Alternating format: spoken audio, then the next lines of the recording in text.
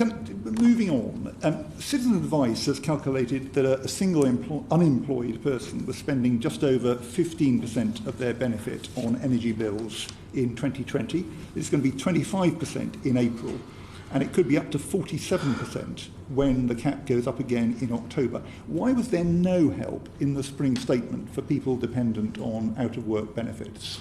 I know how tough it is for people to meet the costs of energy, and I think that you're raising a very reasonable point, and you have to decide where you're going to put your fiscal firepower, given that we don't want to put up taxes and we don't want to borrow anymore.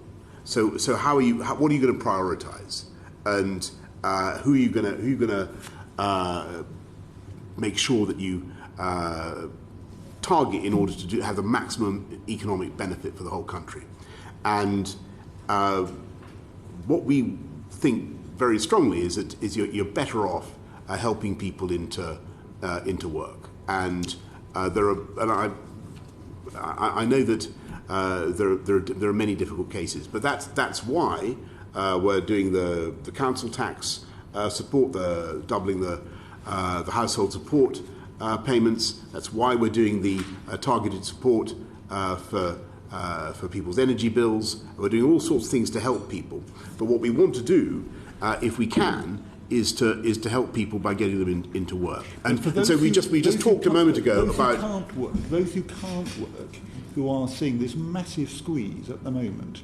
In the pandemic, you increased universal credit by £20 a week. I think most people recognise that. Our committee certainly thought that was absolutely the right thing to do, and a very effective way of helping people who needed help.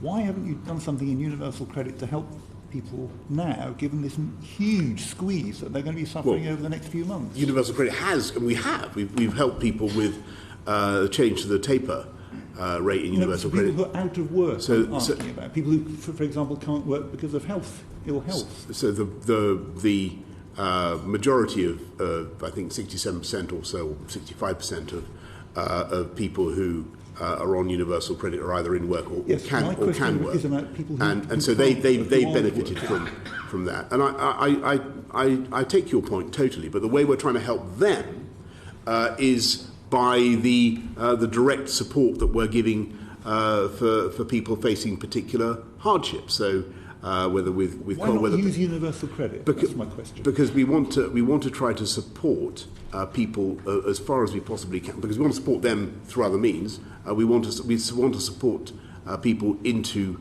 work wherever possible. And have you lost confidence in universal credit? Not at all. Not at all. No, Stephen, I'm sorry. You're asking a really, really important question, because it's sort of fundamental into what we're trying to do. We think that the way out of poverty is to help people into work, and all the evidence is that works. So there are 1.3 million fewer people in absolute poverty than there were. We're seeing a decline in the number of kids in workless households. Getting people, and we can argue rightly about the payroll or unemployment or whatever, but the overall effect on the economy of having large numbers of people, the overwhelming majority of people in jobs that are paid better, that is the way forward. And that's why we've got the Way to Work scheme, so that we get there are 1.8 million people, as you rightly say, currently getting benefits, 1.25 million jobs vacancies. Go figure. We need, and we've got an economy which is massively short of hands. Well, we need to get those people off benefits and into work, and that's by far the best thing for them. So you're asking the right question, but that's what our instinct is. Okay.